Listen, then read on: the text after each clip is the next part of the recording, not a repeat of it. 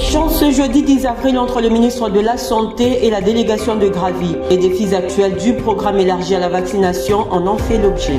Et puis la ministre de l'Éducation nationale et Nouvelle Citoyenneté a procédé ce jeudi 10 avril à l'inauguration du centre de connexion modernisé de l'Exeta à Kinshasa.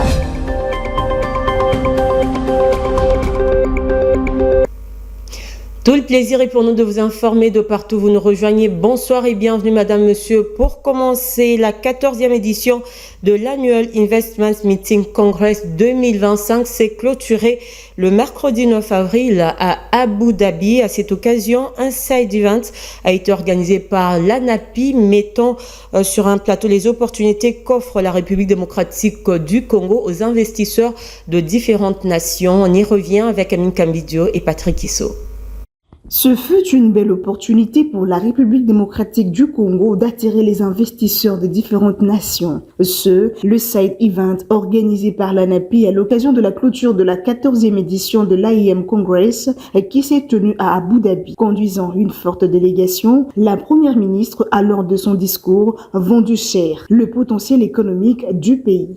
Forte de sa position géostratégique au cœur de l'Afrique et de son appartenance à plusieurs communautés économiques régionales, la République démocratique du Congo représente une porte d'entrée sur un marché de plus de 250 millions d'habitants.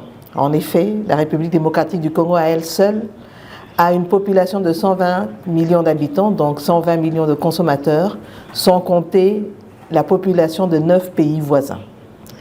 Notre pays, riche en ressources naturelles, est aujourd'hui plus que jamais un acteur clé dans les enjeux de développement durable et de transition énergétique.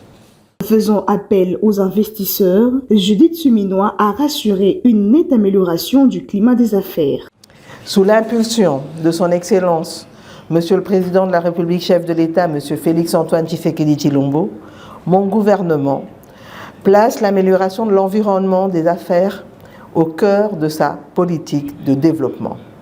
Nous avançons résolument vers la diversification de notre économie et la création d'un climat propice à l'investissement privé. Cette journée est l'occasion de vous présenter un portefeuille de projets concrets portés par les membres de notre délégation ministérielle et les entreprises congolaises présentes. Plusieurs panélistes congolais ont porté haut l'étendard du pays, détaillant les bénéfices qu'offrent plusieurs domaines, notamment les mines et l'énergie. Amélioration de la gouvernance au sein des structures du gouvernement provincial et de l'Assemblée provinciale du Kasaï oriental. Le gouverneur Jean-Paul Mbouembois en a échangé avec la délégation de l'Agence belge de coopération internationale ancienne Annabelle. C'était le mercredi 9 avril en sa résidence à Minkambidio, encore une fois de plus.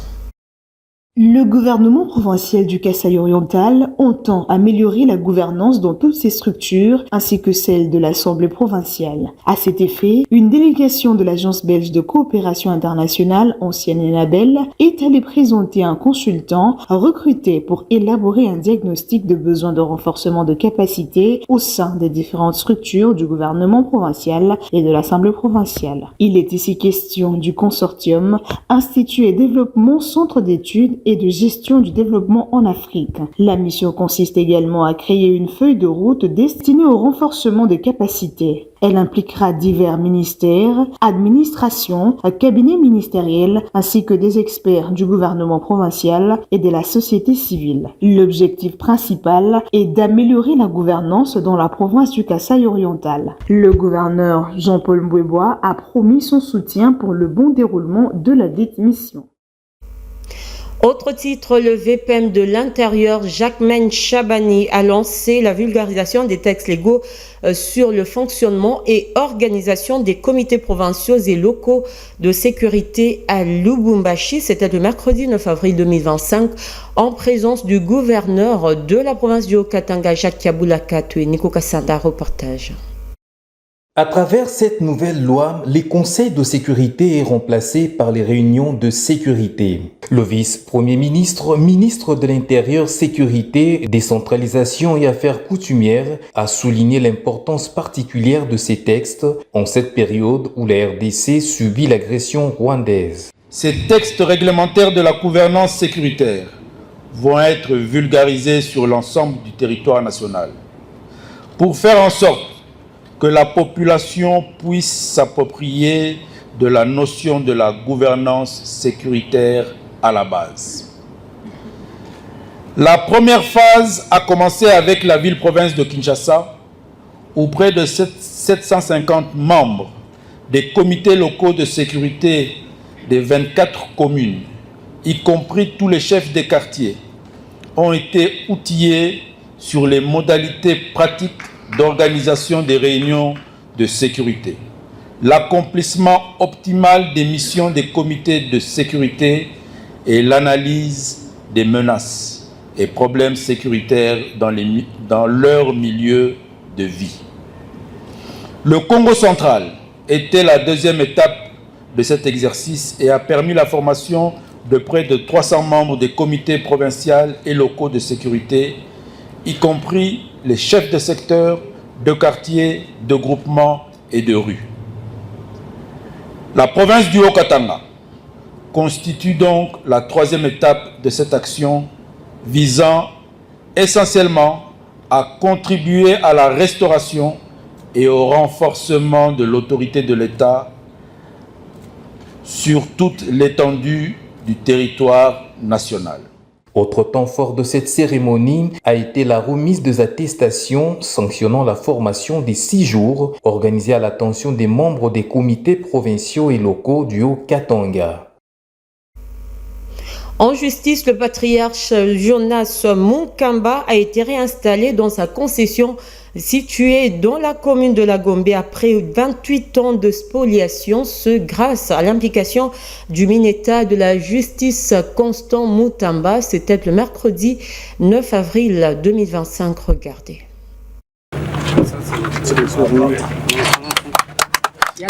Le patriarche Jonas Munkamba Kadian Tanzemba, grand notable de l'espace Grand Kasaï et sénateur élu de l'Équateur, a été réinstallé dans sa concession située dans la commune de la Gombe. Très ému par l'acte posé par le ministre d'État à la Justice, le patriarche Jonas Munkamba Kadian Tanzemba a prononcé des mots d'éloge et des bénédictions à l'endroit du ministre d'État à la Justice, Constant Mutamba, qui vient de le rétablir dans ses droits après plusieurs années. C'est pour moi un jour heureux, un des événements majeurs de toute ma vie. Aujourd'hui, j'attendais cet événement. J'avais foi dans la justice. Et le ministre, à côté de moi, a appliqué la justice, la vraie. Je le remercie abondamment. Il a suivi les principes du chef de l'État, qui a mis la justice dans les conditions de la rendre indépendante et autonome. Aujourd'hui, c'est un exemple pour tous ceux dont les biens ont été spoliés et perdus. Je crois que cet exemple sera suivi auprès des ministres pour tous ceux qui ont été mis dans des conditions comme les miennes. Pour sa part, le patron de la justice a réaffirmé sa détermination à mettre un terme au phénomène des spoliations dont sont victimes plusieurs Congolais. Le chef de l'État nous a instruit de restaurer l'image de notre justice en retournant les citoyens dans leurs droits. Et c'est ce que nous avons fait. Nous avons été saisis par le patriarche Munkamba sur l'exécution de ces différentes décisions de justice depuis 5 mois. Nos services ont travaillé sereinement et au bout de compte, nous avons conclu justement après confrontation des pièces que la concession ici appartenait évidemment à Kotrakin, qui était la société du patriarche Munkamba. Pour rappel, la concession de Jonas Munkamba Kadian Tanzemba a été spoliée depuis 1997. Et dans le reste de l'actualité, après que le président honoraire Joseph Kabila ait annoncé son intention de retourner au pays, plusieurs langues se sont déliées. C'est pour le secrétaire permanent du PPRD, le président honoraire est libre de rentrer où il veut. Le secrétaire général de l'UDPS y voit plutôt une confirmation de son implication à l'AFC 1-23 au vu de la situation actuelle. Suivez. C'est juste après la célébration du 23e anniversaire du PPRD lundi que la toile s'est enflammée par l'annonce de Joseph Kabila de retourner au pays par Goma après 1 an d'exil en Afrique du Sud et 6 ans de silence. Cette annonce n'est pas sans susciter des réflexions, bien que le secrétaire permanent du parti cher à l'ancien chef d'État n'y voit aucun inconvénient. S'il rentre par l'Est, bon, pourquoi l'Est ferait jaser? Et à Ouvira, il a des résidences, à Bukavu, il a des résidences, il peut rentrer partout, au Katanga, il a des résidences. Il n'y a aucune loi qui oblige quelqu'un à passer par Kinshasa pour entrer dans ce pays.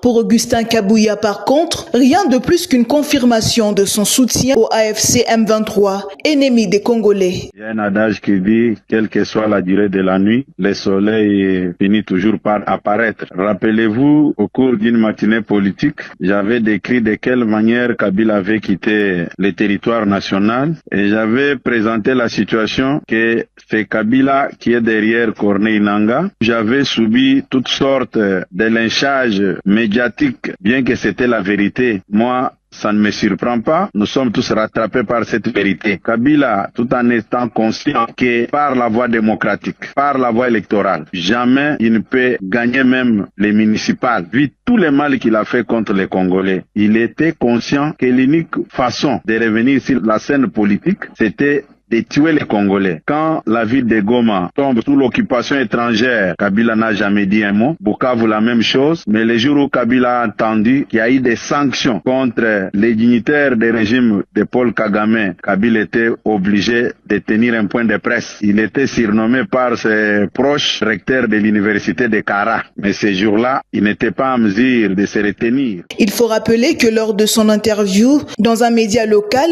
le secrétaire général de l'UDPS a fait un appel à la mobilisation de la population congolaise derrière Félix Antoine Tshisekedi, le seul qui incarne selon ses propos la valeur pour sauver la République démocratique du Congo.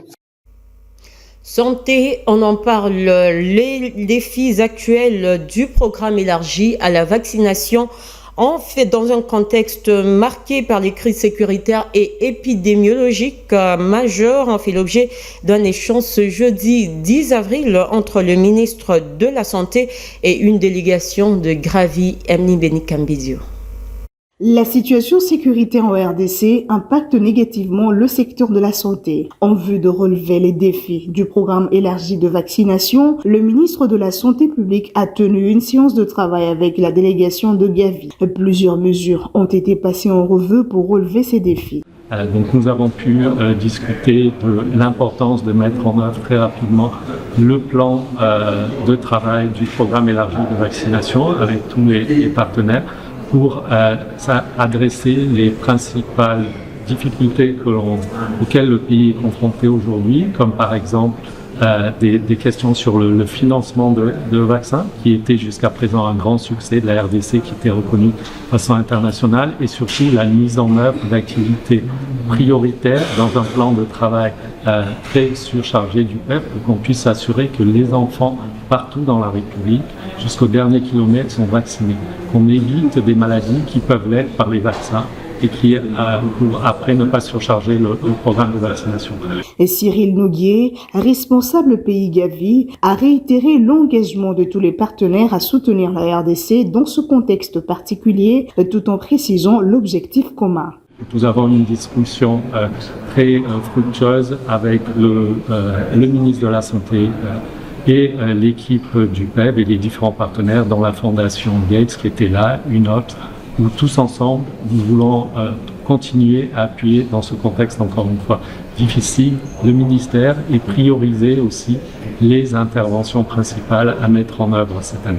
Ont pris part à cette réunion les représentants du PEV, les partenaires techniques et financiers, ainsi que la Fondation Bill and Melinda Gates. D'autre part, le service national continue à offrir ses services aux Congolais. Un hôpital ultra moderne vient d'être construit à Kanyama-KCC. Le général-major Jean-Pierre Kassongo Kabouik, commandant du service national, donne d'amples détails sur cette bâtisse dans cet élément signé Nico Kassanda.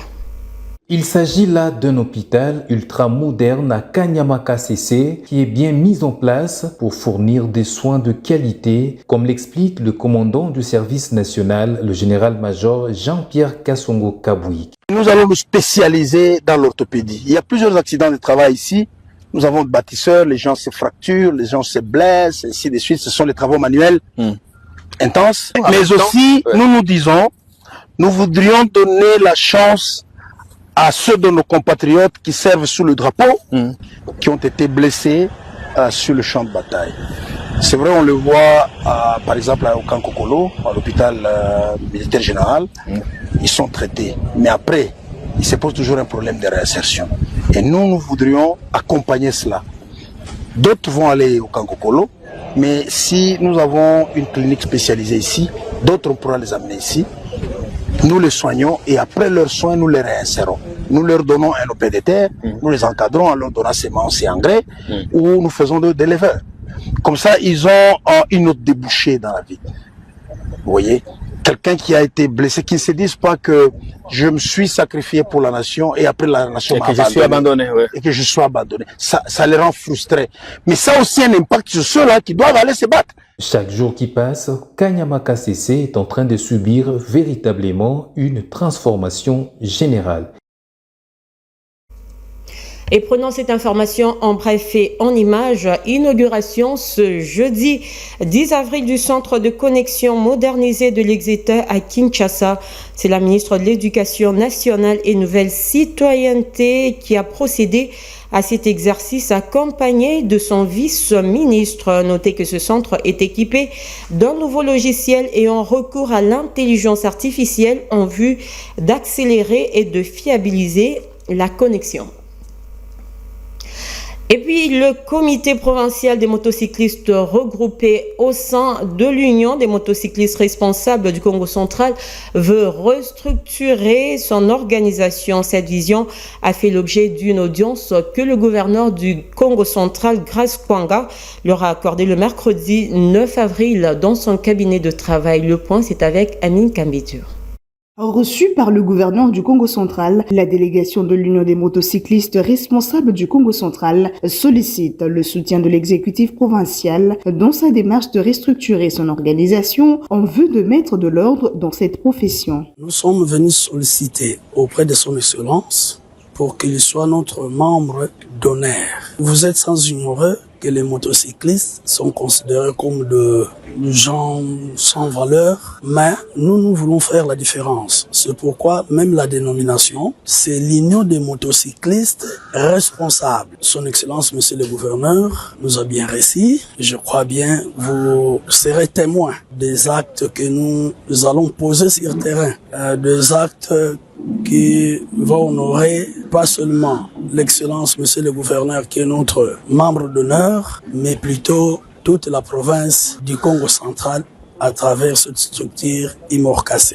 Après avoir constaté certains peut-être manque de soutien de cette catégorie de personnes, alors il fallait créer une structure qui pouvait, n'est-ce pas, commencer maintenant à s'occuper d'eux. À chaque fois, il y a un problème. À chaque fois, un motocycliste, il peut avoir des problèmes à la justice. Et surtout, dans un premier temps, nous avons pu constater que les motocyclistes sont maltraités par plusieurs personnes. Et à un certain moment, parfois, on leur colle certaines catégories peut-être de noms. Tantôt, ce sont des voyous, tantôt, ce sont des koulouna. Alors, il fallait qu'on puisse créer cette structure pour les accompagner. Notez que le gouverneur réceptif a promis d'accompagner cette initiative qui sera également pour une bonne mobilité de la population né-Congo.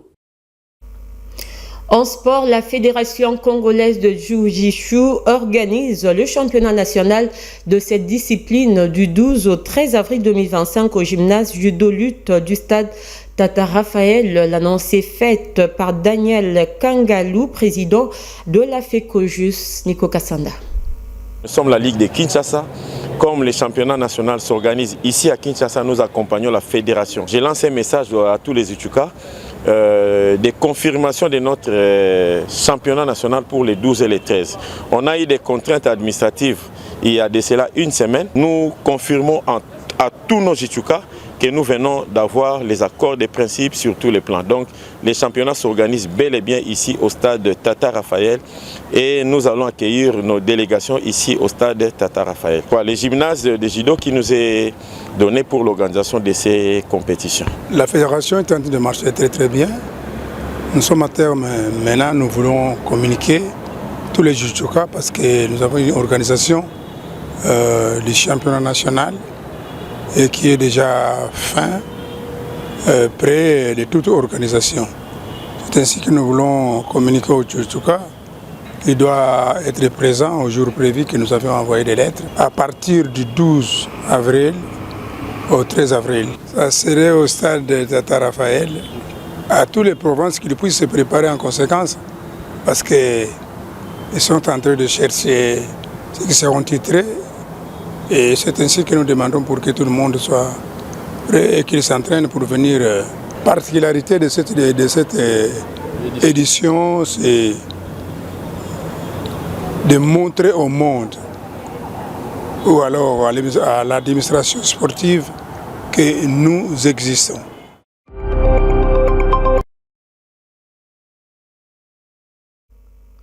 Au-delà de nos frontières, les Gabonais vont bientôt désigner leur président de la République après le coup d'État militaire de 2023. Les attentes de la population sont tout de même élevées. Regardez. C'est un réel changement que le peuple gabonais espère alors que les premières élections présidentielles du pays depuis le coup d'État interviennent dans un contexte social difficile. Le problème, c'est la vie chère. Et si le président, le futur président, peut avoir un regard particulier sur les denrées alimentaires et non seulement les denrées alimentaires, mais les autres éléments de la vie quotidienne, ça nous fera une bonne chose. Les infrastructures routières et sanitaires du pays nécessitent également une révisitation selon le peuple gabonais. Maintenant que nous allons à un nouveau régime, nous attendons du nouveau président tout ce qu'il a promis. Il faut qu'il le réalise, parce que c'est bien beau de promettre, il faudrait qu'il réalise. Il sait que les Gabonais ont besoin des routes, la santé. Il faut rappeler que le Gabon vient de passer plus de 2 semaines de campagne et de promesses pour préparer les élections présidentielles qui va établir un président après la dynastie politique de plus de 50 ans au pays. C'en est fini pour ce soir. Voici le rappel des grandes lignes de l'actualité. Échange ce jeudi 10 avril entre le ministre de la Santé et la délégation de Gravi. Les défis actuels du programme élargi à la vaccination en ont fait l'objet. Et puis la ministre de l'Éducation nationale et Nouvelle Citoyenneté a procédé ce jeudi 10 avril à l'inauguration du centre de connexion modernisé de l'Exeta à Kinshasa. Ce journal est complètement terminé. Merci de nous avoir suivis. Au plaisir de vous retrouver demain à la même heure et sur la même chaîne. D'ici là, portez-vous bien.